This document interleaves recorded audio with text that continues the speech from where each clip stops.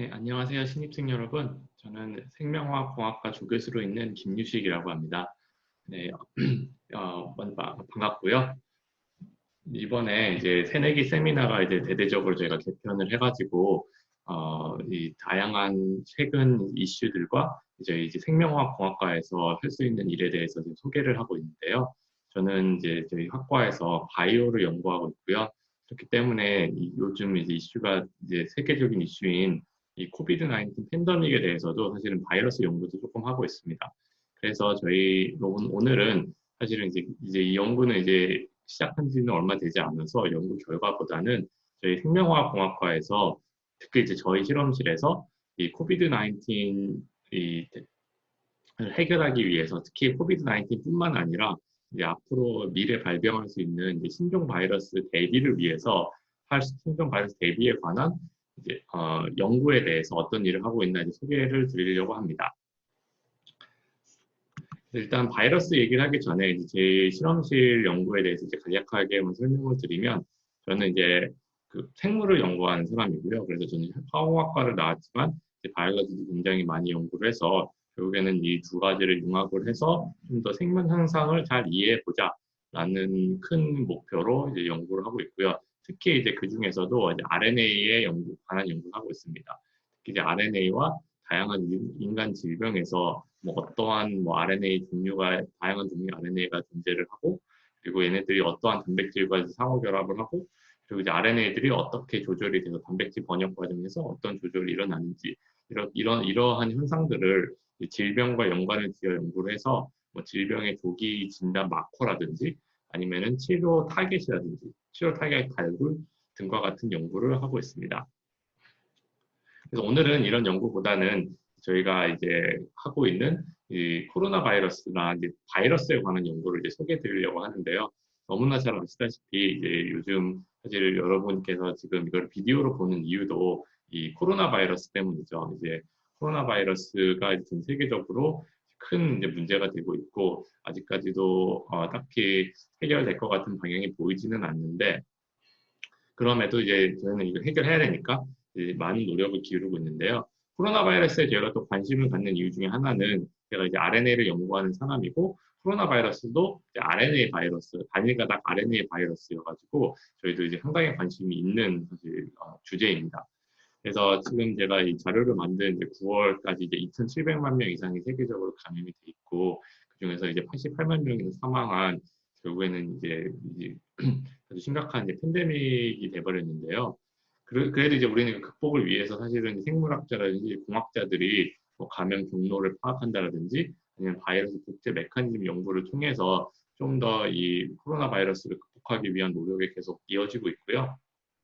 저희 학과에서도 특히 저희 실험실에서도 이런 코로나 바이러스 극복을 위해서 다양한 연구를 수행하고 있습니다.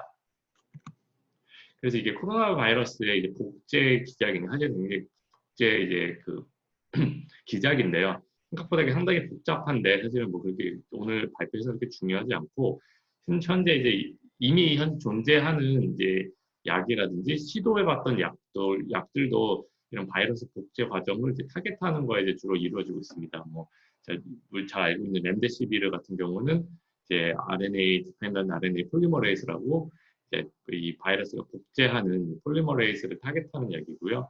이제 좀 이슈가 많이 됐었죠. 또 트럼프 대통령 때문에 이슈가 됐던 하이드로클로로킨 이제 말라리아 치료약 같은 경우도 이제 이 바이러스가 침투하는 거를 이제 억제하는 이제 그런 약으로 알려져 있고 그리고 요즘 이제 한참 뉴스에 나왔던 이제 9월이죠. 9월에 뉴스에 나왔던 이제 혈장 치료제 같은 경우는 이런 이제 치료한 사람의 이런 항체를 대량 생산해가지고 좀 치료를 해보겠다라는 이런 바이러스의 감염 경로를 파악해서 그 되게 다양한 치료제 개발에 대해서 관한 이제 시도가 이제 연구가 되고 있는데요. 근데 사실은 이제 코로나 바이러스뿐만 아니라 조금만 더 좀 크게 보면은 이런 바이러스에 대한 위협은 과거에도 굉장히 많았어요. 저희가 이제 코로나 바이러스처럼 심각하게 받아들이지 않았을 뿐이지, 뭐, 사실 우리나라만 해도 뭐 2000년대 초반에 뭐 사스라든지 아니면 2014년이었나요?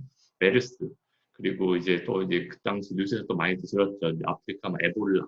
이런 바이러스들이 사실은 항상 이제 문제가 돼 있었고, 사실은 이런 코로나 바이러스에 의한 이 코비드-19 팬데믹은 어떻게 보면은 어떤 바이러스에 의한 거냐가 문제였지 언젠가는 일어날 일이었거든요. 그리고 앞으로도 일어날 수 있는 일이에요. 그렇기 때문에 그리고 코로나 바이러스는 이거는 이제 현재까지 바이러스에 의한 사망자 수에 대한 이런 데이터인데 이후에도 사실 더 뭐 흑사병이라든지 다른 점도 있는데 일단은 코비드 19은 좀 낮은 편이고 현재까지는 어쨌든 이제 요즘은 또 이제 사회가 발전하면서 이런 바이러스의 위협이 점점점 심해지고 있고 앞으로도 새로운 바이러스가 나올 확률이 굉장히 높고 그렇기 때문에 저희 실험실에서 하는 거는 또 딱히 딱 코로나 바이러스를 타겟한다. 라기보다는 이미 왜냐하면 또 이미 코로나 바이러스 치료제나 뭐 진단 키트 같은 거 많이 개발이 돼 있으니까요. 그것보다는 좀 더 이제 좀 미래의 신종 감염병을 좀 대비해 보자. 좀 그럴 수 있지는 않을까라는 그런 연구와 그런 전략 개발을 좀 해보려고 하는 시도를 하고 있습니다. 그래서 결국에는 저희가 하고 싶은 거는 이제 미래 감염병을 대비를 해야 되는 좋은 전략 중에 하나는 이제 단순히 딱 코로나 바이러스 이런 게 아니고 이 모든 바이러스에 적용, 뭐 모든 건 또 아니었어도 대부분의 바이러스에 좀 적용 가능한 범용성 진단 방법이라든지 아니면 좀 범용성으로 활용할 수 있는 치료제 같은 건 없을까? 이런 이 질문을 가지고 지금 연구를 하고 있고요. 그래서 집중하는 거는 이제 이중나선 RNA라는 물질에 집중을 하고 있어요. 그래서 저희 또 RNA에 관심이 있으니까 이것도 이중나선 RNA라는 이제 더블 스트랜드 RNA인데요. 이중나선 RNA는 진짜 말 그대로 이제 DNA 같은 RNA라고 보시면 돼요. 그래서 제가 이제 DNA가 두 가지 다른 상호적인 서열을 갖는 이제 그게 컴플리멘터리하게 붙어가지고 더블 스트랜드로 존재한다라고 잘 알고 있고 그 중에서 RNA는 싱글 스트랜드로 mRNA가 나온다라고는 이제 그게 이제 알려져 있는데 사실은 이 RNA도 어쨌든 핵산으로 만들어져 있기 때문에 이 DNA처럼 상보적인 서열이 존재를 하고 그 상보적인 서열이 서로 결합을 해가지고 그 dsRNA를 형성할 수가 있어요. 그러면 이 dsRNA가 왜 중요하냐라고 하면은 이 dsRNA가 바이러스에 유독 많아요. 이게 왜 그렇게 되냐면요. 예를 들어서 코로나 바이러스의 예를 들어볼게요. 코로나 바이러스는 우리가 이제 양성, 극성 외가닥 RNA 바이러스라고 하는데 영어로는 이제 파지티브 스트랜드 싱글 파지티브 센스 싱글 스트랜드 RNA 바이러스라고 하는데 이게 그 결국에는 이제 싱글 가닥 단일 가닥 RNA인데 얘가 복제를 하려면은 얘가 결국에는 이제 침투해서 레플리케이션 하고 싶으니까요. 이런 파지티브 RNA가 얘랑 상보적인 거를 네게티브 RNA를 만들어요. 그래서 얘를 템플레이트로 사용해가지고 자기를 이제 복제를 막 하는 거죠. 그래서 이렇게 상보적인 두 가지가 존재를 하다 보니까 이게 서로 붙어가지고 dsRNA를 일으켜요. 그리고 이게 dsRNA라는 물질이 그러니까 결국에는 파지티브 RNA는 다 이런 식으로 형성이 되는 거죠. 복제 과정에서 어쩔 수 없이. 그리고 마이너스 스트랜드 RNA 바이러스 같은 경우는 얘는 이제 mRNA를 만들기 위해서 그 아퍼지 스트랜드를 만들거든요. 반대 상부적인 RNA를 만들어서 또 얘네들도 dsRNA를 만들 수가 있고 dsRNA 바이러스도 있는데 얘네들은 그냥 dsRNA를 만들고 마이너스 RNA의 바이러스 대표적인 얘가 독감이에요. 인플루엔자 바이러스는 마이너스 RNA 바이러스예요. 그리고 이제 우리가 또 DNA 바이러스도 존재를 하는데 DNA 바이러스는 바이러스 트랜스크립션 과정에서 이런 헤어핀 같이 생긴 dsRNA 중간에 스템이라고 그러는데 이 지역은 또 더블 스트랜드 RNA 같은 형태를 띠죠. 그리고 얘 똑같이 이제 마이너스 플러스 RNA를 만들어서 얘네들이 서로 붙어서 dsRNA를 만들고 그래서 우리가 이제 7가지 종류의 이제 클래스의 바이러스가 존재한다고 하는데 dsRNA는 7가지에서 다 나온다. 그리고 물론 이 7가지 종류에서 그 발현 dsRNA의 양 차이는 좀 나기는 하는데 어찌됐건 다 나온다라고 알려져 있어요. 그래서 결국에는 우리가 이제 확보한 모든 바이러스에서 존재하는 물질은 이런 dsRNA가 있다라는 생각을 하고 그래서 dsRNA를 어떻게 좀 활용해 보자라고 하는 게 저희 연구의 이제 이제 목표예요. 그래서 실제로 이거를 생각하게 된 이유가 제가 제가 머릿속에 떠오른 건 아니고 원래 이제 인간이 어떻게 바이러스랑 싸울 수 있나, 바이러스에 대한 디펜스 메커니즘이 무엇인가라고 사람들이 이미 연구를 많이 해왔는데 그 중에서 하나가 이런 바이러스 dsRNA를 인지하는 방법이에요. 그래서 선천성 면역 반응이 이렇게 일어나는데 선천성 면역 반응을 일으킨 단백질들이 뭐 이런 리그I, PKR, 뭐 MDA5, TLRC 이런 애들이 있거든요. 이런 단백질들이 바이러스의 dsRNA를 인지해서 바이러스가 세포 안에 침투가 됐구나 라는 거를 인지해가지고 이제 면역 반응을 일으킨다라는 그런 보고가 굉장히 많아요. 얘네들이 좀 특이한 게 선천성 면역 반응이라는 거는 아무래도 좀 더 이제 다양한 바이러스, 좀 더 이제 큰 범위의 바이러스에 대해서 이제 그 면역 반응을 일으킬 수 있거든요. 그래서 얘네들이 일으키는 기작이 dsRNA의 그 핵산 서열을 완전히 무시를 해요. 그리고 dsRNA라는 형태적 특징을 인지해서 거의 모든 바이러스에 대해서 이런 면역 반응을 일으킬 수 있게 하는 이제 굉장히 이제 소피스티케이트는 이제 소피스티케이트한 이제 면역 반응인 거죠. 그래서 저희는 이거를 딱 이제 모티브를 여기서 얻어가지고 바이러스 dsRNA 검출을 하면은 좀 더 이제 다양한 바이러스, 특히 이제 변종이라든지 이제 신종 바이러스에 좀 대처할 수 있는 그런 이제 진단 기술 개발할 수 있지 않을까. 그리고 이제 또 더 나아가서 dsRNA가 결국엔 이제 RNA 복제 과정에서 생산이 되니까 dsRNA를 좀 더 이제 제거를 할 수 있다면 혹시 좀 더 범용성 치료제 같은 거를 개발할 수 있지는 않을까라는 이제 그런 아이디어로 이제 일을 하고 있습니다. 그래서 검출 기술은 조금 제가 이미 연구를 해가지고 거기에 대해서 간단히 설명을 드리면 결국에는 저희가 이제 원하는 거는 dsRNA로 검출을 해야 되고 2번이 서열 정보를 무시해야 된다. 그러니까 좀 이제 서열 기반으로 한 검출보다는 그 dsRNA의 dsRNA라는 그런 특징을 인식해 보자라는 그런 방법은 없을까라고 해서 스피로피란이라는 이제 물질을 이용했는데요. 스피로피란은 이제 그 뭐 스피로피란과 뭐 멜로시안이라는 물질로 이제 아이소머리제이션이 일어났는데 멜로시아닌 물질이 이제 RNA 이런 더블 스트랜드 사이에 인터칼레이션 껴들어가 가지고 그 껴들어가는 이제 특징이 있고 만약에 껴들어가면은 이 물질의 흡광도가 변해요. 그래서 이게 지금 파란색이 원래 이 멜로시아닌의 이제 흡광도고 이게 dsRNA를 넣어주면은 요 지역이 이렇게 흡광도 확 변하는 게 보이죠. 그래서 흡광도 변화가 이런 약간 불그스름한 물질의 이제 수용액 색이 완전 투명하게 바뀌고 그리고 이 바뀌는 정도가 흡광도 변화 정도가 dsRNA 양과 이제 코릴레이션이 있다. 그리고 dsRNA 이제 긴 거를 선택적으로 잘 잡는다라는 결과를 얻어가지고 얘를 좀 이용해서 이제 바이러스 dsRNA 검출해 보자라는 이제 연구를 해봤고요. 실제로 이제 이 당시에는 뭐 코로나 사실 발병 전이어서 이때는 이제 C형 간염 바이러스로 한번 활용을 해봤어요. 이제 C형 간염 바이러스도 이제 코로나 바이러스처럼 이제 RNA 싱글 스트랜드 RNA 바이러스고 또 이제 파지티브 센스 스트랜드 바이러스여가지고 얘를 또 활용을 했더니 이제 실제로 이제 감염이 되지 않은 이제 컨트롤 비교군과 이제 C형 간염 바이러스에 감염된 간암 세포거든요. 에서는 이제 dsRNA가 증가돼 있다라는 걸 활용해서 실제로 아무런 시퀀스 정보 없이 단순히 감염됐기 때문에 dsRNA가 증가돼 있다는 걸 이제 확인할 수 있었어요. 그리고 또 이제 그거보다 좀 더 좀 키트 같은 걸 개발해 보자라고 해가지고 이거는 이제 학과에 고분자 연구하시는 교수님과 공동 연구로 이제 일을 진행했는데 이거 같은 경우는 이 연구 같은 경우는 dsRNA를 인지하는 항체가 또 있거든요. 이거 똑같이 이 항체도 dsRNA의 서열을 무시하고 이제 그 dsRNA라는 형태적 특징을 인지하는 항체가 있어가지고 이 항체를 이제 고분자를 이용해서 이제 높은 효율로 특정 기판 위에다가 이제 고정화를 시키고 거기에서 그 기판을 이용해서 dsRNA를 포집해서 이제 샌드위치 일라이자라는 방법으로 좀 형광 물질을 이용해서 이제 검출을 하는 비주얼라이즈를 하는 이런 이제 검출 기술을 또 개발을 했습니다.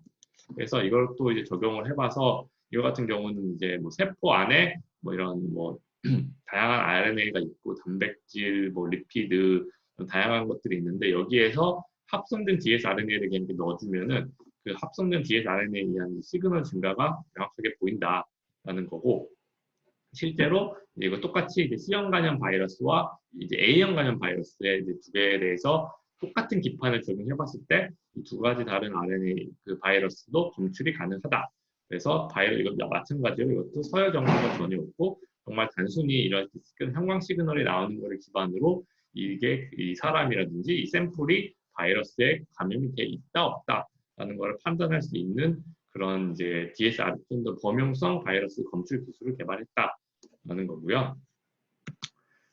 그래서 이제 현재는 이제 이거 갖다 뭘 하려고 하냐라면은 좀 더 이제 이거를 이제 실용화를 해볼까라는 이제 그런 목표로 이제 이것도 이제 다른 교수님들과 공동 연구를 현재 진행하고 있는데 좀 더 이제 포집 효율을 높인다라든지 현재 이 기술에 잘 되긴 하는데 딱 문제점 중에 하나가 이렇게 조금 시그널이 유니폼하지가 않아요. 좀 예쁘지가 않죠. 좀 이게 완전히 빨간색으로 확 튀어 형광 시그널이 나오면 더 좋을 텐데 그런 것 때문에 아니면은 현재는 이제 형광 현미경을 쓰고 있는데 이거를 좀 눈으로 바로 볼 수 있는 정도의 강한 형광 물질을 또 이제 개발해보자.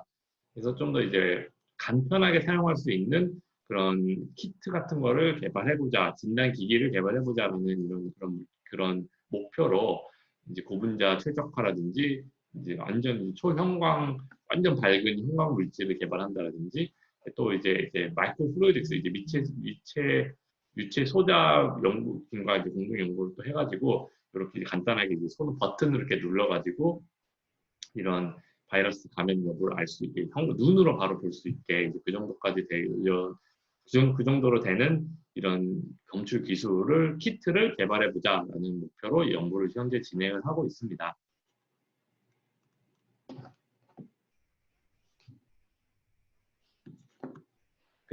그래서 거기에 또 더 나아가서 현재 이제 형광 물질은 좀 또 한계가 있다라 생각이 들어서 이것도 이제 다른 교수님과 공동 연구를 진행하고 있는데 좀 더 이제 전기화학적 방법을 통해서 되게 더 빠르게 그리고 더 높은 민감도로 이제 뭐 단순히 이제 피 한 방울이라든지 아니면 이제 침 뱉는 걸로 이런 이제 바이러스를 검출을 해보자라는 결국은 같은 아이디어고요.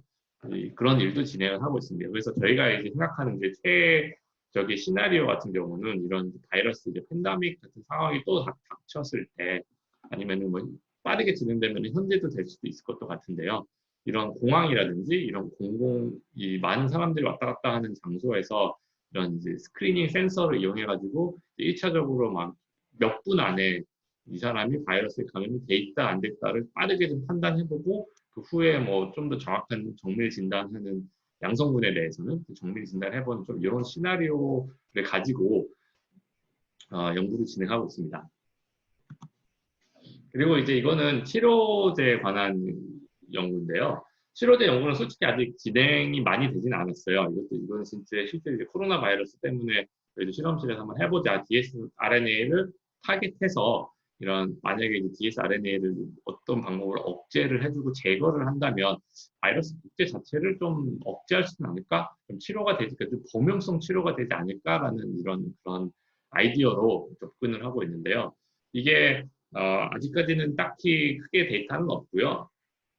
근데 저희가 우연히 다른 연구 때문에 dsRNA 연구는 저희는 원래 하고 있었거든요. 사실은 바이러스가 아니고 dsRNA가 또 중요한 질병이 있는데 그런 조건에서 특정 dsRNA랑 결합하는 단백질이 있는데 이 단백질이 없으면은 dsRNA가 세포 내에서 자동적으로 제거가 되고 그 제거가 됨으로써 면역 반응이 좀 일어나지 않는다. 면역 반응 자체가 일어나지 않는다는 거 데이터를 얻어가지고 이런 dsRNA랑 결합해서 이 dsRNA를 조절하는 인자를 찾게 되면은 걔를 타겟하게 되면은 좀 더 범용성 치료가 되지 않을까, dsRNA 바이러스 복제를 억제할 수 있지 않을까라는 아이디어로 현재 일을 지금 진행을 시작했고요. 지금 한지는 한 달 정도밖에 안 됐어요, 사실 솔직히.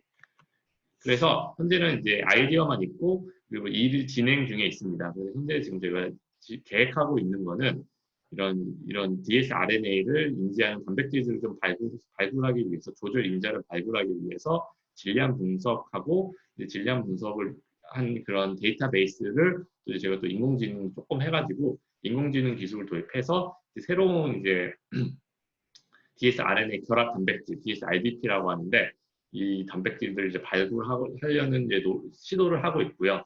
그리고 이제 크리스퍼 유전자 가위도 이제 사용을 해요. 실험실에서.